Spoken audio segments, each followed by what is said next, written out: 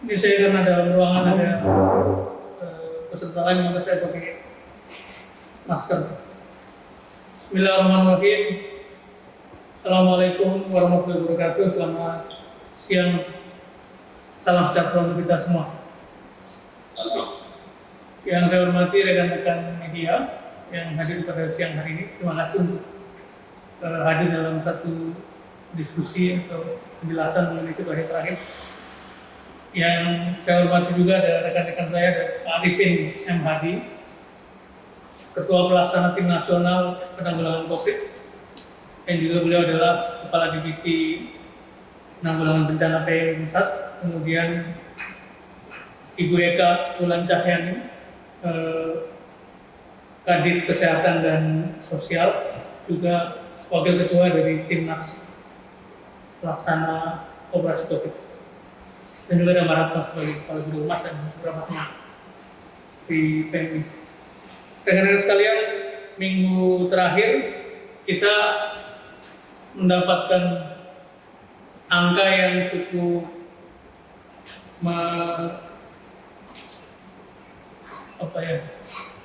membuat kita harus lebih waspada. Jadi sepekan terakhir angkanya tidak pernah lebih rendah dari 4.000 secara nasional. Saya bacakan 21 bulan 9 itu 4.176 nasional, kemudian tanggal 22 4.071, turun sebentar, tapi besoknya naik lagi menjadi 4.465. Tanggal 24 kembali naik 4.634, kemudian tanggal 25 naik lagi 4.800, terus menanjak. Dan terakhir pada minggu kemarin 4.874, sesuatu yang makin memberikan fakta bahwa kita belum tahu puncak dari COVID ini ada di mana, dan karena itu belum tahu pula nurunnya di mana dan kapan akan mengalami flattening atau turun. Palang merah sejak bulan Februari, sejak COVID ini masih belum terdeteksi di Indonesia, sudah terus melakukan upaya-upaya, baik mulai komunikasi risiko pada awal-awal, kemudian membagi alat-alat penerangan maupun alat pencegahan, masker, disinfektasi, sabun, dan sebagainya. Itu terjadi pada bulan Maret, April, Mei, Juni. Kemudian ketika kasus mulai muncul, Pak Ketua Umum menginstruksikan supaya kita melakukan penyemprotan disinfektasi besar-besaran. Dan itu kita lakukan terutama karena kasus terjangkit di Jakarta, maka dilakukan di Jakarta. Nah, pada bulan Juni-Juli, operasi kita perluas ke 3 provinsi, malah sekarang sudah ke 9 provinsi yang dianggap risikonya paling besar. Nanti Pak Arifin bisa menambahkan provinsi mana saja yang kita kerjakan dan apa saja yang kita kerjakan di sana. Nah, bulan-bulan ini kita ingin menghimbau bahwa mengajak semua masyarakat bahwa ini suasana semakin serius. Saya akan menampilkan 2-3 slide yang menggambarkan bahwa di 9 provinsi atau 10 provinsi di mana kita beroperasi itu kecenderungan kenaikannya cukup signifikan dalam bulan terakhir, dan sekali lagi kita belum bisa menduga apakah bulan ke depan akan menurun atau akan nanjak atau malah flat atau syukur-syukur menjadi recovery. Tapi ini fakta-fakta angka yang kita peroleh dari pantauan kita di lapangan, koordinasi dengan satgas di masing-masing provinsi. Silakan Mbak Ratna ditampilkan slide-nya.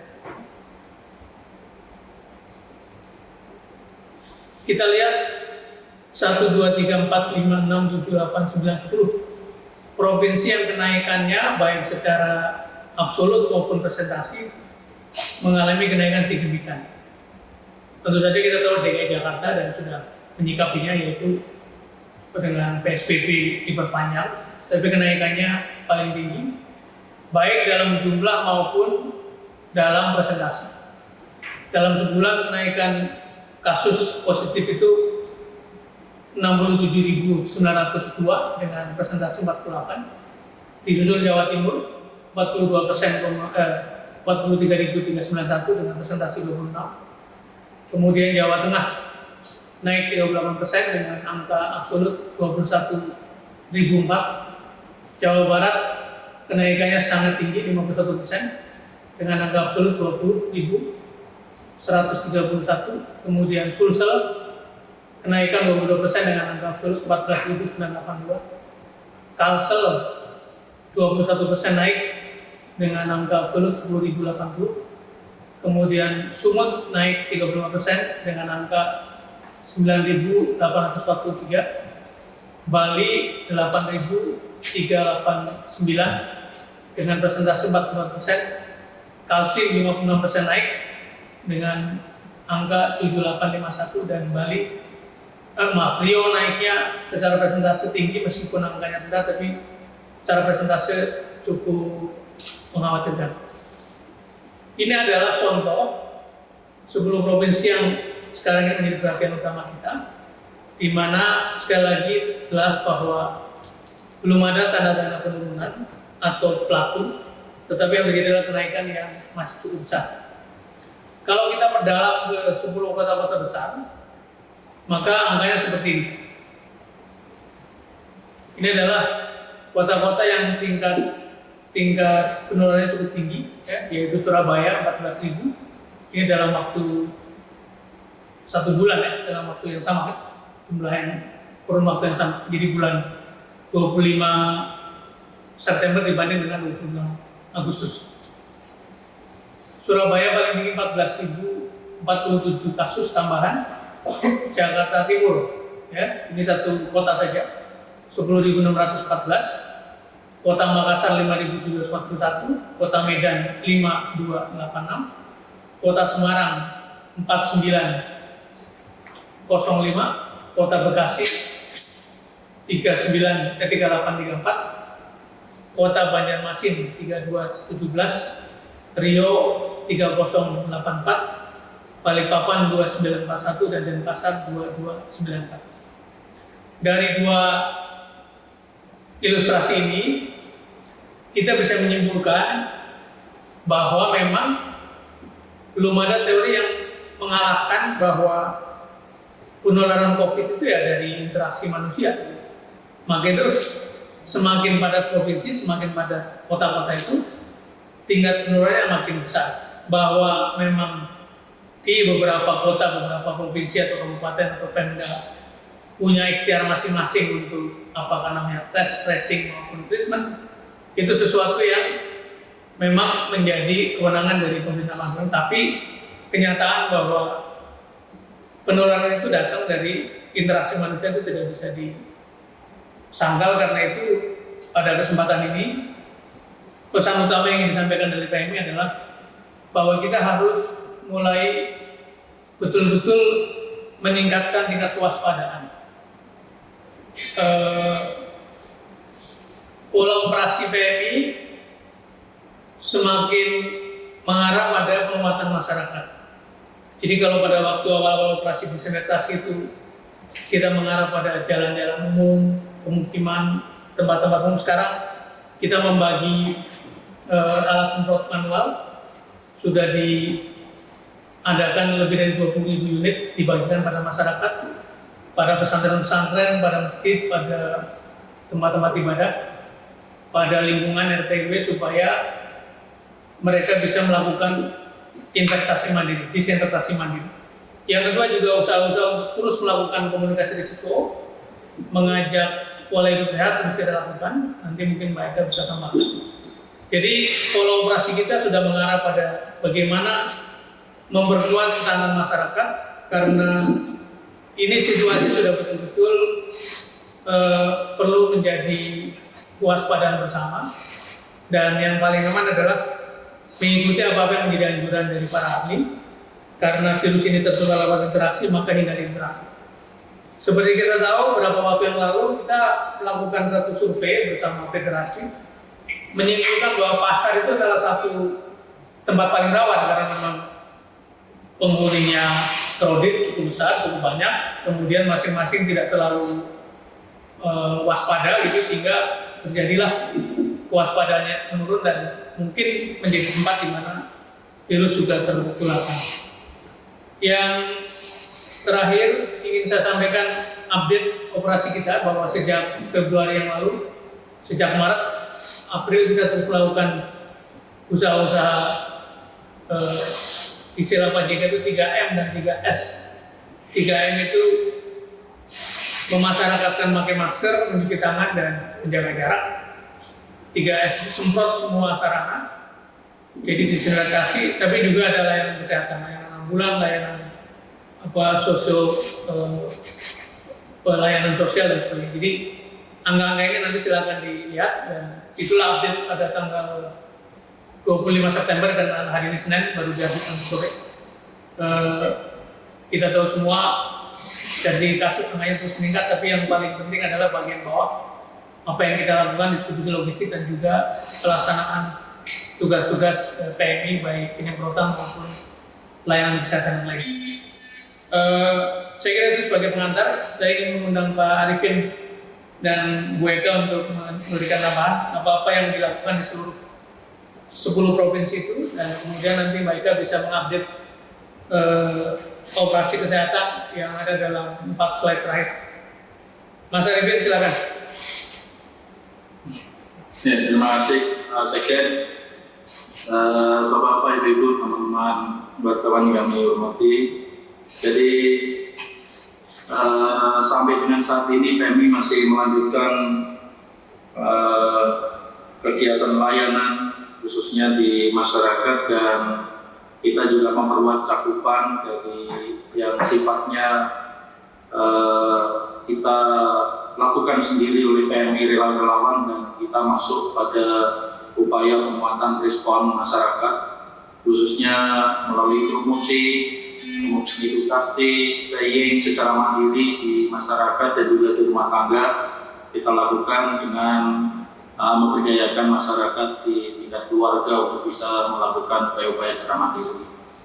Kemudian beberapa yang karena ini adalah operasi secara nasional, jadi operasi ini mencakup seluruh provinsi, kabupaten, kota yang dilakukan oleh seluruh relawan yang ada di PMI markas kabupaten kota, dan termasuk juga melibatkan seluruh anggota siaga bencana berbasis masyarakat yang berbasis di desa-desa dan kelurahan-kelurahan, termasuk juga relawan-relawan kesehatan PMI yang ada di desa-desa dan kelurahan. Dalam waktu ke depan kita dalam rangka juga mendukung program pemerintah untuk berupaya menurunkan angka penularan COVID khususnya di klaster-klaster perkantoran. Kita diminta oleh Pak Ketum untuk memfokus di 9 provinsi yang menjadi target dari pemerintah, antara lain DKI Jakarta, kemudian Jawa Timur, Jawa Tengah, Jawa Barat, Sulawesi Selatan, Kalimantan Selatan, Sumatera Utara, Bali, Papua, dan tadi ada tambahan juga Kalimantan Timur dan Riau. Kita di 9 provinsi dengan target adalah mendorong terus relawan data kita untuk bisa melakukan spraying indoor di dalam kantor-kantor yang kebetulan terjadi kasus maupun klaster penularan di perkantoran. Namun selain itu juga tentunya tidak meninggalkan target-target yang sudah kita lakukan, seperti di pondok pesantren, karena di Jawa Timur sebagian besar justru klaster-klaster terjadi di pondok-pondok pesantren. Seluruh PMI kabupaten kota di Jawa Timur sebagai contoh dan juga Jawa Tengah masih terus melanjutkan spraying dan juga disinfeksi mandiri di tempat-tempat publik, khususnya di pasar, pondok pesantren, kemudian juga di terminal. Upaya-upaya lainnya nanti akan dijelaskan oleh Mbak Eka. Jadi dalam kurun waktu Oktober sampai dengan Desember kita akan terus melanjutkan spraying, khususnya mendorong disinfeksi di perkantoran, di klaster-klaster perkantoran dan juga fasilitas publik, termasuk pasar, kemudian dan pondok pesantren dan lain-lain. Itu yang bisa kami update Bapak Ibu Pak Sekjen. Dan Mbak Eka silakan melanjutkan Mbak Eka. Ibu Eka silakan. Baik, terima kasih Bapak Sekjen dan Pak Arifin selaku Ketua Pelaksana Dinas Covid. Selanjutnya boleh tolong ditampilkan Mbak Mega. Ya, habis itu nanti wajahnya dimunculkan Mas Arifin dan Mbak Eka supaya teman-teman media tahu.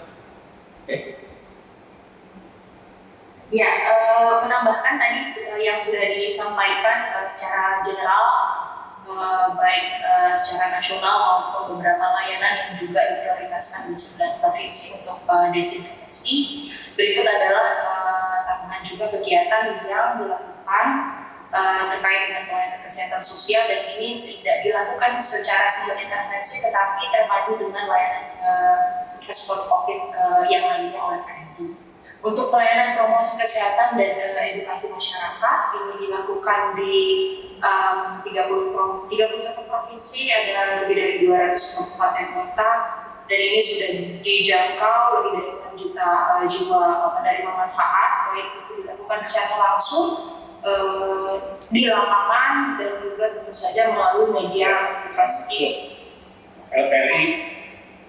promosi kesehatan yang lain. Kemudian untuk dukungan psikososial dan perawatan keluarga ini kita juga lakukan dengan pendampingan baik itu kepada personil TNI dan juga masyarakat umum yang terkonfirmasi positif COVID atau memiliki anggota keluarga atau rekan yang terpapar COVID, dan ini dilakukan melalui hotline dan juga pendampingan secara mandiri di 28 provinsi dan lebih dari 170 kabupaten kota. Ini dilakukan dan sudah menjangkau lebih dari 31 jiwa penerima manfaat. Kami lakukan beberapa tidak hanya hotline yang bisa dijangkau langsung, tetapi juga berbagai webinar, komunikasi dukungan kelompok, dan juga video tutorial.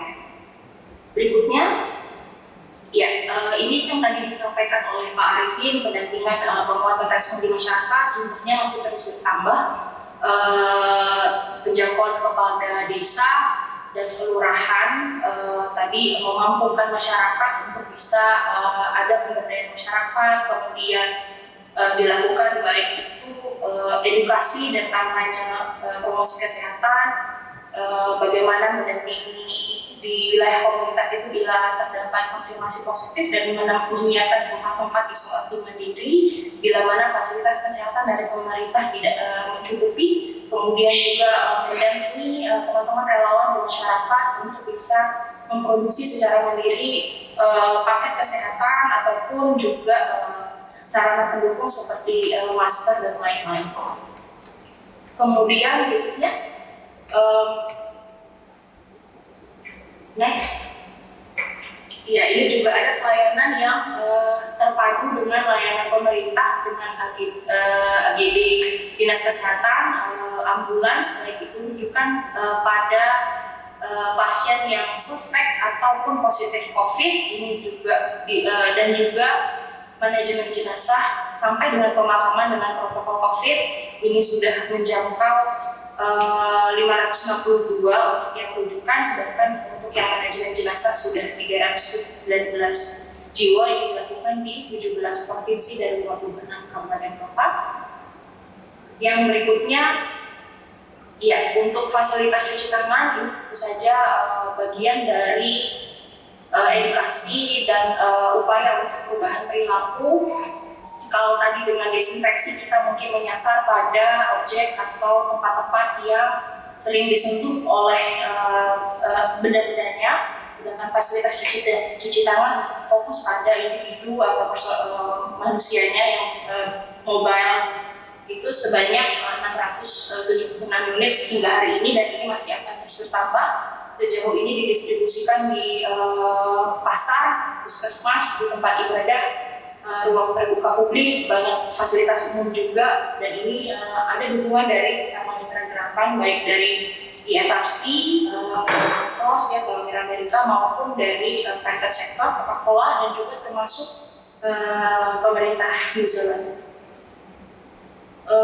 Mungkin itu Bapak tambahan dari kesehatan. Baik, Siap. Terima kasih Mbak Eka.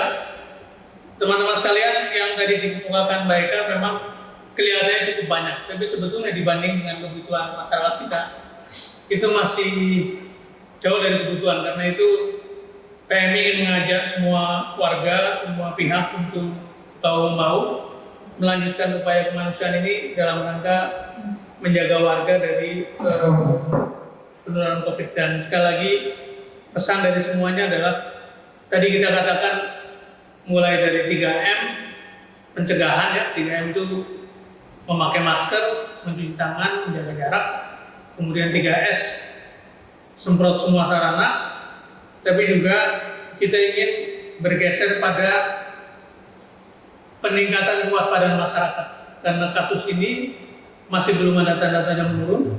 Karena itu yang paling penting dibangun juga adalah kewaspadaan dan penguatan daya tahan masyarakat untuk menghadapi masa-masa sulit ke depan. Saya kira itu sebagai pengantar diskusi. Saya kembalikan kepada Mbak Ratna untuk memimpin tanya jawab. Silakan kalau ada pertanyaan.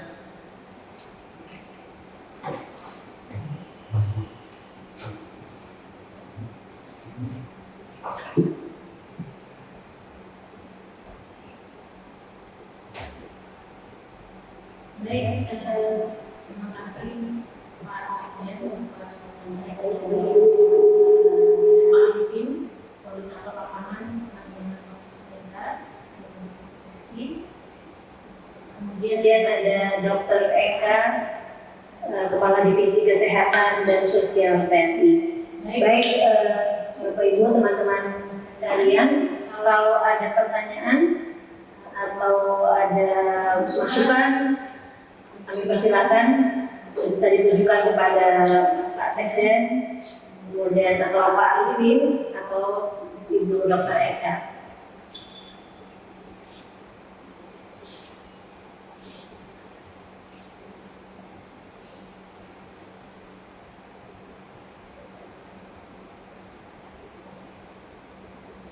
Mungkin tadi mulai dari isu ledakan penyebaran COVID yang terakhir adalah di perkantoran. Mungkin teman-teman dari media mau bertanya. Itu tentunya dikirimkan. Silakan dengan salah satu ya dari Tribun. Ya, Bu, selamat siang. Mas siang Mbak Arifati. Makasih atas kesempatan yang bertanya. Menurut saya ingin bertanya apakah sudah ada protokol COVID jika yang terpapar itu ada di dalam lingkungan keluarga atau kluster keluarga. Bagaimana misalnya jika salah satu kan misalnya memang sekarang kan yang kluster terbanyak dari kantor, cuma kan itu pasti mereka yang positif akan kembali lagi ke keluarga masing-masing. Apa yang harus dilakukan keluarga jika tahu kalau ada keluarganya itu yang terpapar COVID gitu. Kita jadi Pak. Baik, saya jawab langsung aja. Ya. Inilah makanya kita mengkampanyekan, mengajak masyarakat meningkatkan kewaspadaan dan daya tahan, karena betul sekali setelah klaster titik-titik yang jarang kemudian di klaster kantor, maka pegawai kantor itu pada waktu akan kembali ke keluarga dan resikonya cukup besar. Karena itu memang hendaknya setiap keluarga itu waspada dan bersiap-siap. Kita tidak berharap sesuatu yang mencelakakan, tapi yang jelas setiap Pemda punya kebijakan. Umpamanya di Jakarta itu begitu terjadi kasus di keluarga, maka keluarga mesti lapor kepada puskesmas setempat, dinas kesehatan setempat, kemudian dinas kesehatan akan mengurusnya mulai dari rapid test, kemudian swab, kemudian kalau positif akan dikirim ke pusat-pusat isolasi. Saya berharap juga melakukan itu. Jadi yang penting adalah keluarga itu diajak waspada dan tahu cara-cara menanganinya. Yang pasti langkah pertama adalah lapor pada otoritas pemerintah, karena bagaimanapun pemerintah yang punya jangkauan fasilitas, jangkauan tenaga kesehatan. Nah, di berbagai komunitas tuh mulai muncul inisiatif, misalnya begitu ada keluarga yang terkena, ada satu komplek kena, maka sebagian menelpon PMI untuk melakukan penyemprotan mandiri, disinfektasi. Itu bagian kami lah untuk melakukan pencegahan. Tapi dalam hal treatment itu hubungilah aparat kesehatan, aparat pemerintah untuk mendapatkan bantuan secepatnya. Demikian Mbak Laras. Pak, jadi saya tegas, jadi langkah pertama yang harus dilakukan keluarga itu, misalnya ada yang terpapar COVID itu, berarti menghubungi Satgas COVID tempat dalam hal ini bisa berarti RT/RW mungkin ya Pak ya? RT/RW, betul, lurah, puskesmas, pokoknya titik-titik pemerintahan paling dekat hubungi. Karena harusnya mereka sudah mendapatkan satu brief bagaimana mengendal masyarakat. Pak, apa namanya? Kalau yang lainnya, kalau tadi tanya sendiri, berarti pihak RT bisa mengajukan itu ke PMI. Bisa. Kalau kebetulan Mbak tinggal di Jakarta atau di Jabodetabek, itu sudah berlangsung lama tuh. Jadi begitu ada kasus satu lingkungan, telepon PMI nanti akan didatangi. Kalau kasusnya meluas ya akan dikirimkan kendaraan. Tapi kalau enggak mungkin dikirim semprotan manual untuk menangani kasus di titik tertentu. Baik, Mbak Laras sudah terjawab semuanya? Ya, oke. Selanjutnya saya undang dari CNN dengan Mas Hairul ya. Silakan Mas. Terima kasih Bu. Tanya buat Pak Said nih. Semoga saya selalu sehat-sehat. Terima kasih. Iya. Ini Pak, sejauh ini seperti apa sih koordinasi antara PMI dan Satgas COVID yang sekarang dipimpin Pak Luhut ya? Sepertinya ini kan penanganan COVID yang dilakukan oleh pemerintah ini terkesan tidak terkoordinasi dengan baik antara pusat, daerah dan daerah-daerah penyangga yang ada di sekitar gitu. Sehingga banyak masyarakat juga yang merasa sepertinya pemerintah kita ini tidak paham apa yang harus dilakukan untuk mengendalikan ledakan yang semakin meningkat setiap hari ini gitu Pak. Saya kira itu aja Pak Said. Terima kasih. Baik, Mas Heru, terima kasih. Jadi sejak awal memang pada tempat pertama kali di BNPB itu Pak Ketum dan saya hadir, dan memang secara resmi Palang Merah menjadi bagian dari Satgas di setiap strata kan. Di nasional juga ada, kemudian di provinsi, kabupaten, kota juga begitu. Dan tugas kami memang mendampingi masyarakat, membantu masyarakat, dan karena sesuai dengan mandat maupun kapasitas PMI ya fokusnya pada 3M dan 3S itu. Mengenai koordinasi tentu saja kita tidak bisa komentar, tapi sepanjang tugas yang diberikan pada PMI kita laksanakan sebaik-baiknya. Beberapa bulan terakhir ini memang kita mendapat satu alokasi atau satu support dana, tapi juga fokusnya pada usaha-usaha pencegahan dan penyemprotan seperti yang sudah dijelaskan itu. Nah, kita berharap dari waktu ke waktu semua pihak belajar, karena memang tidak ada negara pun yang berpengalaman. Karena itu akan baik kalau dari waktu ke waktu melakukan satu pembelajaran sehingga kemudian ada perbaikan, dan mudah-mudahan ke depan kita bisa lebih baik koordinasi. Terima kasih Pak Said. Terima kasih. Sudah terjawab ya Pak Heru? Ya siap, terima kasih. Selanjutnya saya undang Mas Fajar dari Pemaparan ya. Silakan Mas. Mas Fajar.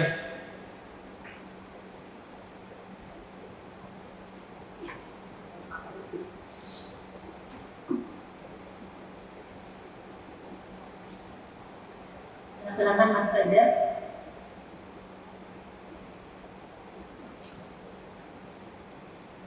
Tadi pertanyaannya kalau di chat, boleh saya tanyakan adalah mengenai stok daerah PMI, apakah aman di tengah lonjakan kasus? Ya, bisa dijawab langsung ya? Ya, silakan Pak. Terima kasih Mas Fajar. Darah selalu jadi perhatian masyarakat, dan alhamdulillah meskipun pada awal-awal COVID itu kita mengalami penurunan drastis, tapi belakangan berkat bantuan dari kelompok masyarakat, dari TNI, dari Polri, dari ASN, juga donor-donor kelompok, ikatan alumni universitas dari berbagai kampus alhamdulillah sudah kembali ke titik membaik meskipun belum 100% normal, tapi yang kita syukuri sampai hari ini tidak ada kasus orang tuh sampai harus fatal karena kekurangan pasokan darah. Karena pada dasarnya meskipun di daerah tertentu darahnya kurang, tapi seluruh Indonesia siap mengcover. Jadi karena kan kita punya koneksi di 223 pusat donor darah, itu kita syukuri. Jadi ya sempat turun tapi sekarang sudah membaik, belum sempurna, belum 100%, tapi alhamdulillah berkat dukungan masyarakat terus terjaga. Nah, yang ingin saya ingatkan adalah kepada masyarakat tetap saja bersiap-siap mendonorkan darahnya kalau memang sudah menjadi donor reguler, karena di setiap pusat-pusat donor darah sudah dilakukan persiapan protokol yang lebih baik, protokol COVID ya, jaraknya dijaga, kemudian antriannya tidak ada antrian karena bisa menghubungi lebih dahulu, booking untuk waktu, kemudian juga screeningnya lebih ketat, pemeriksaan kesehatan dan sebagainya. Nah, memang ada aturan KPU di mana kampanye tidak boleh donor darah kelihatannya, tapi itu kepengen kita appeal kepada KPU. Donor darah kalau dilakukan di pusat-pusat donor darah tetap kita perlukan, tapi tidak dikaitkan dengan kegiatan politik gitu, supaya pasokan darah kita terus ada. Itu mungkin Mas Fajar. Terima kasih. Oke, selanjutnya Mbak Ira dari RRI. Silakan Mbak.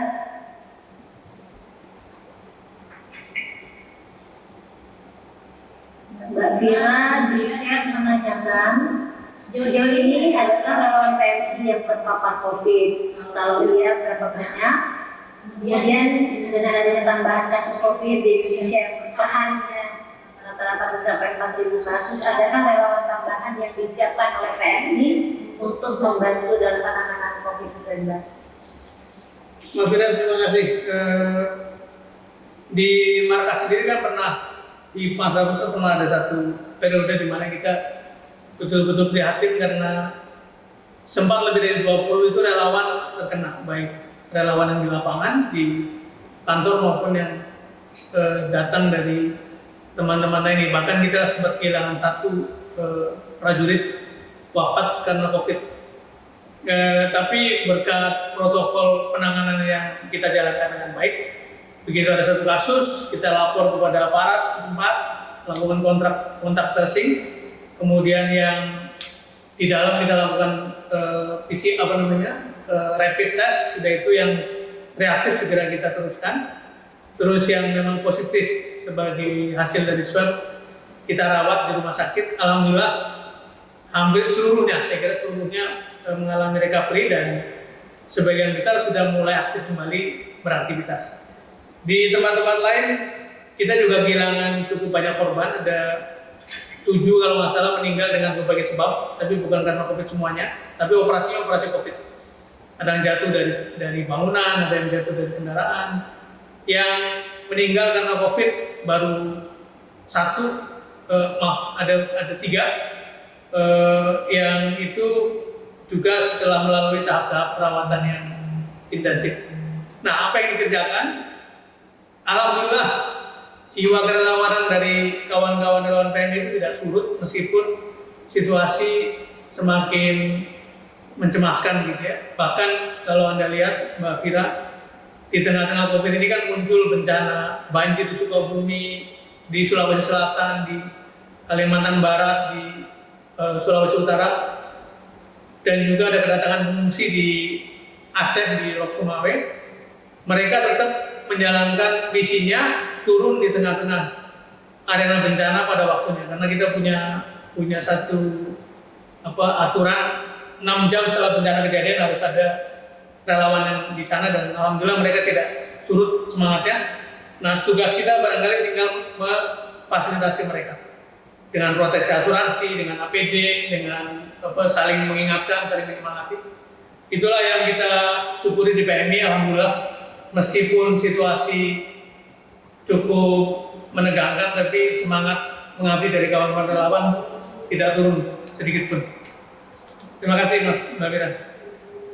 Baik, Terima kasih. Selanjutnya Mas Hadir dari kantor berita acara. Lalu chat menanyakan, saat ini banyak masyarakat yang sepertinya tidak peduli dengan keberadaan COVID-19. Bagaimana caranya mengubah kebiasaan masyarakat agar patuh himbauan dan disiplin protokol kesehatan? Silakan. Jadi Mas Ewa, Adit Mas Hadir dan antara. Ya. Jadi memang ada dua sisi ya. Satu, ini pasti jadi pembahasan banyak pihak. Satu memang masyarakat yang cenderung sangat relax pada segala aturan, termasuk yang mengancam nyawanya sendiri. Nah, sisi lainnya memang berkaitan dengan otoritas. Kalau Pak Ketua Umum selalu mengatakan disiplin tidak mungkin dilakukan kalau tidak ada sanksi. Nah, memang sekarang lagi dicoba bagi pemerintah daerah memberikan sanksi pada pelanggar. Tapi sebetulnya memang yang paling baik adalah kalau kita bisa mengajak pemimpin informal, para tokoh agama, ketua-ketua RT, ketua komunitas, ketua kelompok-kelompok gitu ya. Karena tidak ada jalan lain kecuali menggerakkan komunitas lingkungannya masing-masing keluarga bahwa ini bahayanya begitu besar. Nah, memang ini PR besar kita, Mas Adit, karena itu sebetulnya salah satu tujuan dari press conference hari ini adalah mengajak teman-teman media untuk membangunkan kesadaran dari para pemimpin komunitas untuk menggerakkan lingkungannya masing-masing. Ini sangat serius, bukan main-main. Karena itu kalau tidak keluar rumah jangan keluar rumah. Kemudian bagaimana caranya mencukupi apa yang hari-hari diperlukan gitu ya. Ini kita ingin menghimbau kepada seluruh pemimpin informal terutama, karena pemimpin informal sudah bekerja keras lewat jalur pemerintah dan sebagainya untuk menggerakkan lingkungannya masing-masing, menjelaskan bahwa risikonya masih begitu besar dan kelihatannya masih belum akan turun dalam waktu dekat. Bahkan ada yang meramalkan mungkin sampai akhir tahun depan juga kita akan begini. Karena itu lebih baik kita bersiap-siap keadaan terburuk supaya kita lebih prepare, lebih antisipatif. Demikian Mas Adit. Terima kasih Pak Sekjen. Mungkin dari Dr. Eka ingin menambahkan atau Pak Arifin dari pengalaman di lapangan. Mas Arifin silakan kalau ada tambahan. Ya, jadi khususnya terkait dengan bagaimana cara mengubah kebiasaan masyarakat agar patuh pada himbauan dan disiplin. Seperti yang tadi Pak Sekjen sampaikan, memang satu sisi memang perlu adanya satu penegakan hukum, tapi teman-teman relawan kita juga melakukan upaya-upaya yang persuasif dengan pendampingan pada masyarakat dan tentunya melalui mekanisme membangun sistem yang ada di kelurahan dan desa. Relawan kita juga melakukan pendampingan pada masyarakat dan khususnya perangkat desa dan juga kelurahan untuk menerapkan protokol kesehatan melalui berbagai cara, tentunya dengan kunjungan dan juga pendampingan. Selain itu juga membantu perangkat kelurahan untuk membangun sistem rujukan dan juga melakukan upaya penyemprotan disinfeksi secara mandiri, dan bersama-sama dengan warga teman-teman juga membuat masker kain dengan 3 lapis standar sesuai dengan apa yang disampaikan oleh pemerintah, tentunya dengan standar masker kain dan membagikan pada masyarakat, kemudian PPS dan lain sebagainya. Ini semua sebetulnya masyarakat bisa dilakukan satu perubahan, tapi tentunya juga melalui contoh dan tauladan model ya, dan menjelaskan kepada mereka bahwa perilaku mereka sangat menentukan tertular atau tidak tertular.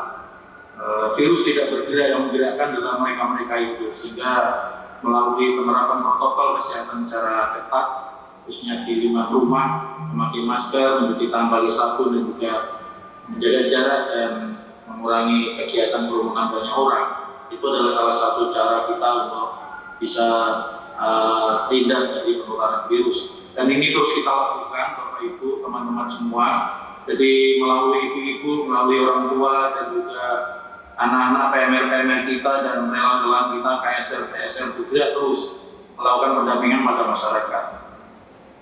Dan kita lakukan melalui penguatan respon berbasis masyarakat. Alhamdulillah mekanisme itu bisa kita laksanakan dengan baik dan terintegrasi dengan upaya-upaya dari Satgas yang ada di Kabupaten Kota. Terima kasih. Terima kasih.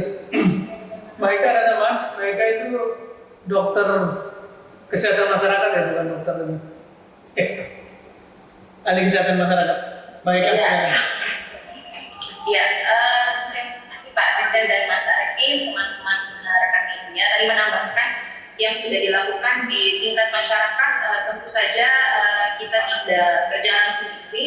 Secara nasional kita tergabung dalam ada namanya working group ya, atau POPJA seperti itu, dan untuk komunikasi resiko dan pelibatan masyarakat.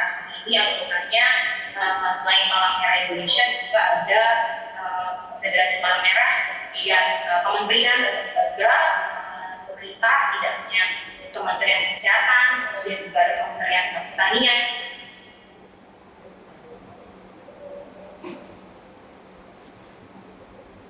Hilang Pak. Kelihatannya sinyal ya. Iya. Oke. Sambung aja. Baik, sambil menunggu Mbak Eka, saya akan menyapa Mas Jazuli dari Global TV. Mas Jazuli, silakan. Ya, makasih Pak Ratna.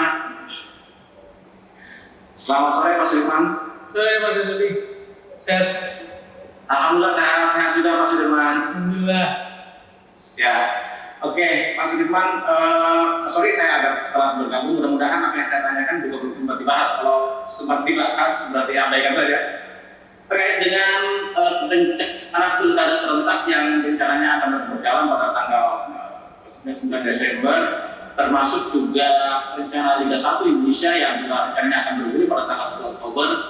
Saya melihat ini adalah potensi untuk terjadinya penyebaran virus, bahkan bisa saja bulan dari saya katakan ini akan menjadi klaster baru untuk COVID-19. PSSI kemarin berbicara berkaitan dengan rencana bergulirnya Liga 1 ini mengajak pada liga-liga di Eropa seperti di Italia, di Inggris, dan di Spanyol dan Jerman. Padahal kita tahu negara-negara tersebut situasi COVID-nya jelas berbeda dengan di Indonesia. Ada beberapa negara juga yang tetap tidak melakukan liga bergulir seperti Belgia dan Belanda karena kondisi di negara tersebut cukup memprihatinkan, sama seperti di Indonesia. Nah, sementara berkaitan dengan pilkada serentak, Mendagri sendiri kalimatnya menurut saya itu sangat sangat kontroversial ketika mengatakan bahwa justru dengan pilkada serentak ini membentuk untuk penurunan angka dari COVID-19. Kira-kira PMI menanggapi dua isu ini bagaimana Pak Sudirman? Ya, tentu saja kita menaruh hormat keputusan apapun dari pemerintah karena itu kan yang punya kewenangan. PMI sebagai organisasi yang istilahnya itu quasi government mengambil porsi atau membatasi mandatnya pada aspek kemanusiaan, dan jelas sekali bahwa yang menjadi concern utama PMI adalah keselamatan warga, dan jelas pula bahwa sarana penularan itu dari kumpulan orang. Karena itu kita terus-menerus mengingatkan sebaiknya kumpulan orang diminimalkan. Sebagai contoh, sekedar konser dangdut saja itu kan dampaknya panjang sekali. Jadi memang kita fokus pada mengingatkan seluruh komponen masyarakat, termasuk penentu kebijakan, bahwa inilah angka-angka yang kami dapatkan, kami capture dari lapangan. Tanda-tandanya belum ada perbaikan. Kemudian resiko paling besar dari kumpulan masyarakat. Karena itu kita ingin mengimbau masyarakat untuk meningkatkan kewaspadaan dan kemudian sebisa mungkin tidak masuk dalam kerumunan-kerumunan. Dua peristiwa yang tadi Anda jelaskan memang memancing kerumunan, karena itu memang menjadi menjadi pesan gitu ya. Bagaimana caranya menjalankan tugas-tugas kenegaraan, tugas-tugas kemasyarakatan tanpa membuat risiko korban bagi orang banyak. Dan sekali lagi concern PMI adalah keselamatan manusia, keselamatan jiwa, dan keselamatan warga semuanya. Begitu Mas Jaduli. Oke, terima kasih Pak Silman. Baik, terima kasih. Ada lagi teman-teman yang mau ditanyakan? Kami persilakan.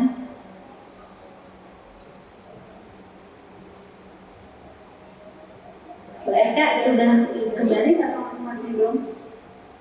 Sudah. Iya, kalau mungkin dalam video bisa lebih jelas karena Iya, tadi saya- langsung iya. outnya. Nah, bahkan saya tentu seluruh pesan kunci yang diproduksi oleh Palang Merah Indonesia untuk mengkomunikasikan risiko, tentu saja dalam masa pandemi ini komunikasi perubahannya tidak hanya pada pengetahuan, itu harus langsung komunikasi perubahan perilaku, tapi tentu saja dengan berbagai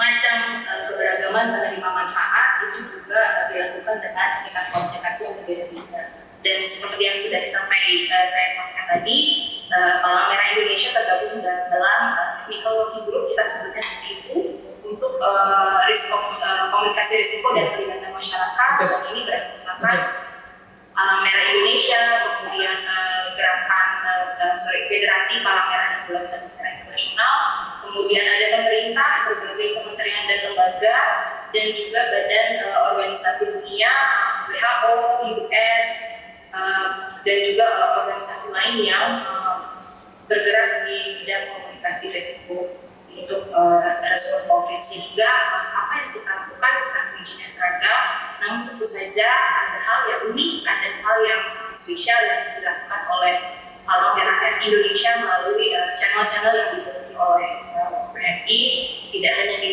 tingkat provinsi, tapi juga di pusat, tetapi juga di provinsi, kabupaten, kota, sampai dengan di level masyarakat dengan relawan yang tadi sudah disampaikan oleh Pak Arif. Mungkin itu saja Pak tambahannya tadi. Mohon maaf sinyal terganggu. Terima kasih Mbak Eka. Terima kasih. Mungkin ada closing statement dari Pak Sekjen. Baik. Untuk Ya. Pertama untuk rekan-rekan media sekalian, terima kasih sekali lagi untuk terus menyertai PMI, memberikan informasi kepada masyarakat, dan juga ini adalah bagian dari mandat kami, mandat PMI dan seluruh gerakan Palang Merah Internasional melakukan komunikasi risiko pada masyarakat.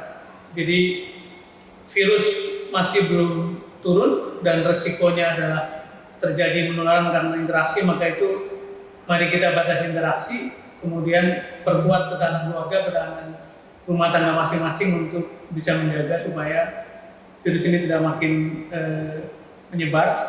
Dan sekali lagi terima kasih untuk hadir pada sore ini. Saya tutup, saya kembalikan kepada Mbak Ratna. Assalamualaikum warahmatullahi wabarakatuh.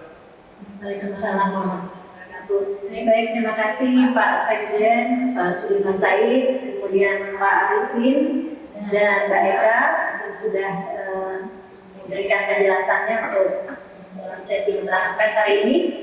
Juga terima kasih kepada teman-teman media yang sudah bertanya maupun yang sudah bertanya. Ini sudah hadir tadi dari Tribun, CNN, paparan dari RRI, dari KBN Antara, Global, dari iNews, ya, dan semua yang tidak sertifikat tertentu. Terima kasih atas partisipasinya. Semoga apa yang kita bahas hari ini bisa memberikan manfaat dan kita cepat keluar dari permasalahan COVID, ya, cepat turun, cepat bisa hidup normal lagi. Mungkin tidak normal, tapi kita bisa beradaptasi dengan baik. Untuk itu, terima kasih. Kami tutup keterangan pers hari ini, acara pers hari ini, dan Assalamualaikum warahmatullahi wabarakatuh. Waalaikumsalam warahmatullahi wabarakatuh. Terima kasih, teman-teman. Terima kasih semua.